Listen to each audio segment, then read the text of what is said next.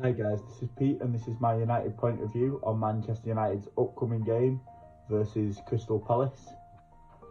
Before we get into it, just a quick word from our sponsors. Today's video is sponsored by the guys over at Ball Tactics. Check out their website for match previews and reviews with some tongue-in-cheek humour and a great insight into the game. Check out their Crystal Palace review now. It's some good stuff yet again from the guys over there, so check it out. So, match preview is going to include my thoughts on the game.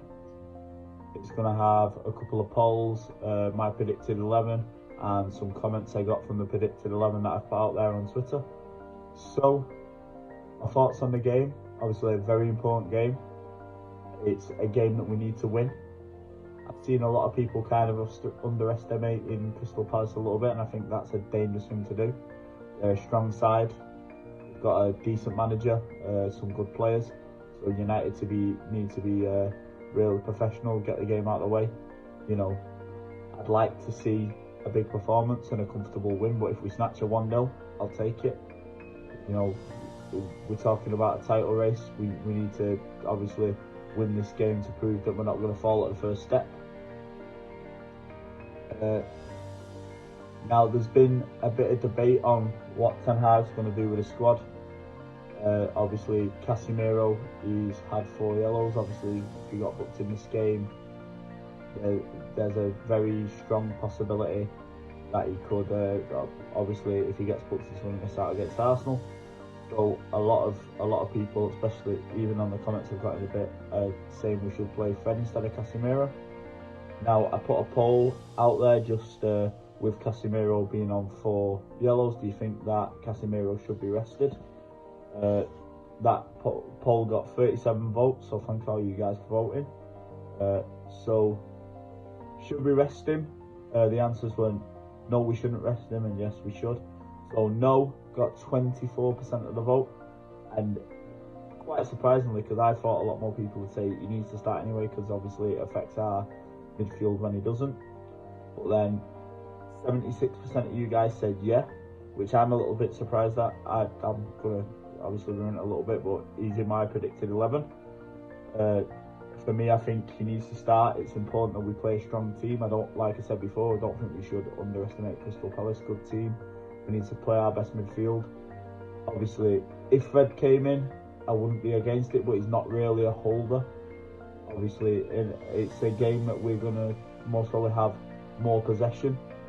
I prefer a player like Casemiro who can, you know, kick a pass and unlock a defence. Obviously, we'll have Ericsson possibly as well, so he could do that job. And Fred's obviously would be a bundle of energy. But Casemiro, for me, I think he needs to start. But obviously, we'll go more to that in my predicted 11. And then I also put another poll out there, just asking who do you reckon starts up front for us versus Palace. Put 3 options out there, obviously the 3 strikers that I can think of that would play. Weghorst, Martial and Rashford. So this poll, I can't remember how many votes it got, but a few. In last place with 13% of the vote was Rashford. In second place with 18% of the vote was Martial, and then the resounding winner of this poll, who you guys think should start, is Weghorst with 69. I'm kind of in agreement. I think it's a game against Palace where, you know, we're going to have a lot of possession. It'll give us a real focal point to, you know, hit up there, you know, to play off. At the moment, we've been playing some good football, and a lot of it uses Martial's ability to hold up the ball and obviously pass off it, come deep, pass off it, and then obviously turn and get players running. So I think Weghorst would be perfect for the way we want to play, and for me, he should start. Obviously, Palace have a few threats of their own. They've got Eze, Zaha, obviously a good player. Edouard's been a bit hit or miss for them, but he's a decent player as well. So, you know, they're not too bad in attack. The defence is pretty decent. I think if we win the battle in midfield, obviously I think we win the game comfortably. that's why I'd prefer to play Casemiro rather than a Fred or McTominay. And I think that's the way that Ten Hag will go. He normally plays his strongest team, and if he mostly just tell Casemiro to be careful and to go out there trying not to get booked. But we will have to see what happens. So that's kind of my thoughts on it. I'm just trying to think whether there's anything else. Obviously, I think a key thing is our fullbacks pushing up and bombing on, and getting involved in the press, trying to nick the ball back quick whenever we lose possession. I think obviously that's the way we've been playing lately. Obviously not so much against City, but against teams that give us more of the possession. And obviously if Weghorst does start, he's very good at starting the press. So that's a bonus as well if he does start. So now we'll go on to my predicted 11. So the predicted 11 I've gone for is in goal, De Gea. I think obviously he's been really consistent this season, and I think he has to start. Obviously, I know we've got Butland in, but I don't think he's a serious contender to be the #1 goalkeeper. And I think anyway he's actually unable to play against Crystal Palace because they're his parent club anyway. So yeah, obviously Tom Eaton's a good goalie, but I honestly think De Gea starts. Then at right back, I've gone for Wan-Bissaka again. Obviously, I'm not sure on Delow's availability. I'm sure Ten Hag said he'd be available again for Wednesday, and he has been his #1 choice so far. But I think with Wan-Bissaka's performance in the derby, I think he has to start again. But obviously, we'll see. It is a game where we might need someone who's a little bit more attacking, but obviously Wan-Bissaka has developed that part of his game. He's obviously done it well in the last couple of games, so if he does start, I've got no qualms with it, but maybe Delow might squeak in, but we'll have to see. Then at right centre-back, I've gone with Varane. Obviously, he's superb the other day in the derby. I can see him starting again. Obviously, I think when he's fit, he starts. He's a real leader for the team. That's why he starts for me. Moving over to the left centre-back position, I've gone for Lisandro Martinez. I think this is a game that he will start in. Obviously, Ten Hag trusted Luke Shaw in the last game, but I think this is a game Martinez will start. I don't think you're going to see Luke Shaw playing left centre-back too much from now on. I think he's going to stay out on that left-hand side unless Martinez, isn't fit to play or is injured. I think obviously he's just trying to ease Martinez back in since the World Cup. Obviously, with him not doing loads of training yet, I think that's why he didn't play in the City game. But I think, I think that he will start. And then at left back, I have gone with Luke Shaw. I think Shaw needs to start. Obviously, whichever position on the pitch it is, I think he's a player that needs to be starting every game. Been superb for us this season, and even though he put a great performance in at centre back the other day, I think left back's his preferred position and the position that he's slightly better at. He offers us so much going forward, and he's so good defensively that I think he needs to start. Then moving into the midfield, this is where obviously some people might disagree with me, but I would, in the holding role, I would start Casemiro. I'd hope maybe, start Casemiro, United go out, blow Crystal Palace away, which could always be a possibility. And we're 3-0 up at half time, hip him off, wrap him up in cotton wool, make sure, he starts against Arsenal. But I think you have to treat Crystal Palace's threat seriously, and he needs to start, in my opinion, that is. Then, in the slightly more advanced midfield role, I've gone for Eriksen. Obviously, didn't have the greatest game against City, but was still decent. Still created a few chances. I think in this game, a game where we're going to have a lot of the ball, he needs to start. He's going to be the player that, helps to unlock a stubborn Palace backline. And then moving into the 10 role, there's only one person really you can pick. For me, that's Fernandes. Obviously, I know the other day Fernandes was out on the right and Eriksen played in that 10 role, but I think we're going to see Fernandes back in his preferred position, the position that he's best at. Obviously, he still played well out on the right, but he offers us so much more in on that right hand side because it opens up more passing lanes for him. So sorry, in the 10 role compared to the right hand side, it opens so much like more passing lanes and just gives him that chance to be a little bit more creative. Then moving out to the right, I've gone for Anthony. Obviously, he came on for 45 minutes against City and did reasonably well. You know, he's very much a system player. He works hard with his defending, and he still offers us plenty going forward. So I'm very tired. So obviously, he's a player that I would start. Then moving on to the left-hand side, I would go with Rashford. Obviously, been in superb form. He needs to start as many games as possible. He's been our biggest goal scoring threat so far. And on that left hand side, he's at the moment, for me, one of the best left wingers in the world. You know, even though people know he's going to cut inside, try and shoot, you know, a bit of skill, try and take people on, he's just proving what, like, even though people know what you're going to do, if you're that good, he can't stop you.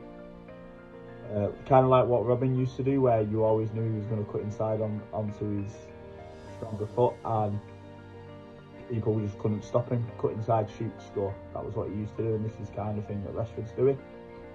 And then up front, I've gone for my guy, Big Wout Weghorst. I think, you know, it's a perfect game to start him in. Like I said before, big focal point. He, you know, because I'm saying Weghorst now, I'm saying vocal. You know, he is a big. He's got the strengths against a team like Palace, where, you know, he can offer a lot to his game. He can hold up the ball, obviously hold up the ball, pass it out, and then get into the box. You know, we could put in, maybe we're going to put in a few more crosses than we do normally. But, you know, he's also got a bit of touch and guile about him, and a bit of finesse. So for such a big lad, so I don't think we should just expect hoofball to him. I think he's going to link up the play well, and he's going to do well in and around the box. So yeah, that's my predicted starting 11. Obviously, I know some of you guys have disagreed and reckon that Fred should start instead of Casemiro. I just think we lose too much if Casemiro doesn't start. Obviously, I don't want to risk losing this game 1-0 just so we can be like, oh, but he's playing against Arsenal, because obviously we need to win every game we play. We need to just look to the next game and not beyond it, which is why I would start Casemiro. So now, obviously I put that predicted 11 out there on Twitter, and got a fair few comments back from you guys, which I obviously really appreciate always. So, let me do my score prediction. On Twitter I put United to win 3-0 with a Weghorst brace. I just reckon he's gonna start off quick, score a couple of goals, and for the other goal I'm gonna say Rashford, because he's just on fire. I think he's got bags and bags full of goals in him this season. So now we'll go into the comments on that predicted 11 post. The first comment was from @Anirban04199677, and he said 3-0, Weghorst, Anthony and Rashford gonna score. Obviously I reckon Weghorst and Rashford, but it'd be nice to see Anthony get a goal. I'd love to see us actually batter Crystal Palace, but I don't think we will.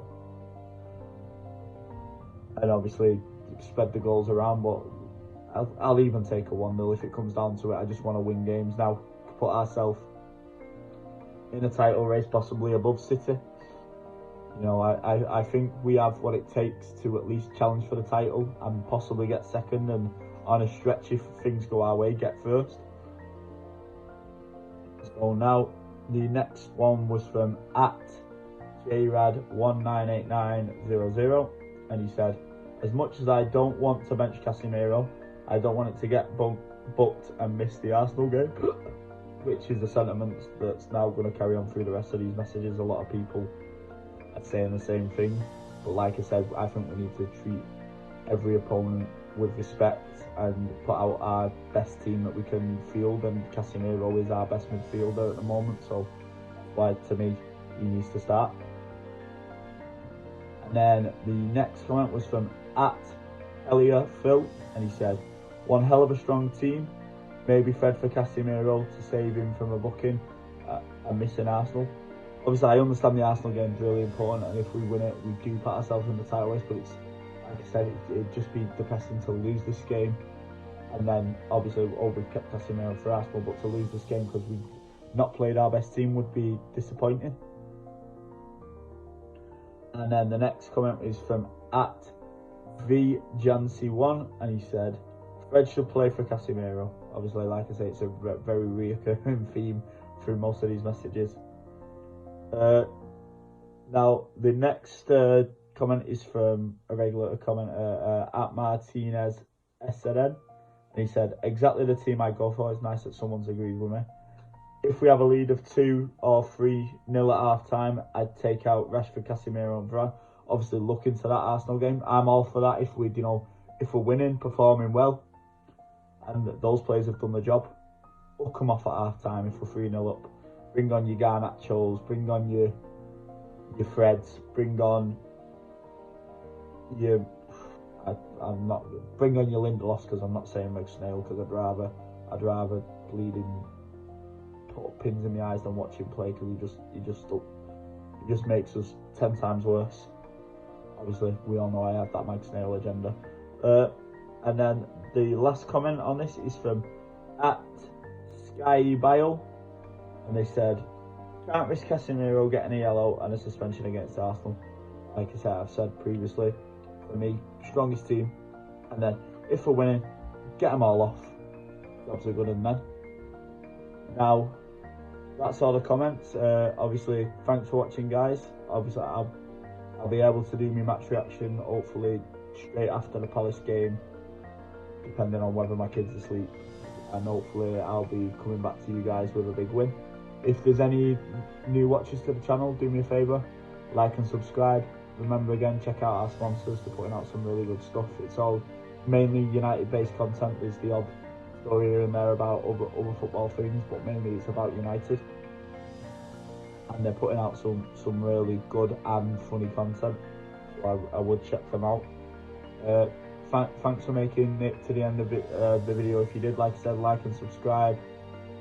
If you're on Twitter, follow me @PeachUnited P.O.V. The P.O.V. in capitals, the rest lowercase. Obviously, I put most of my stuff out there at the minute. I am hoping to start doing lives on here where I can obviously interact with you guys, but I'm doing it through my mobile and waiting for those 50 subscribers. There's 9 to go, so if you are new to the channel, that subscribe would be massive to me. So thanks for watching, guys, really appreciate it. Obviously, I open my match reaction, I will be celebrating another United win and us pushing on to actually get into a title race. So cheers, guys, peace.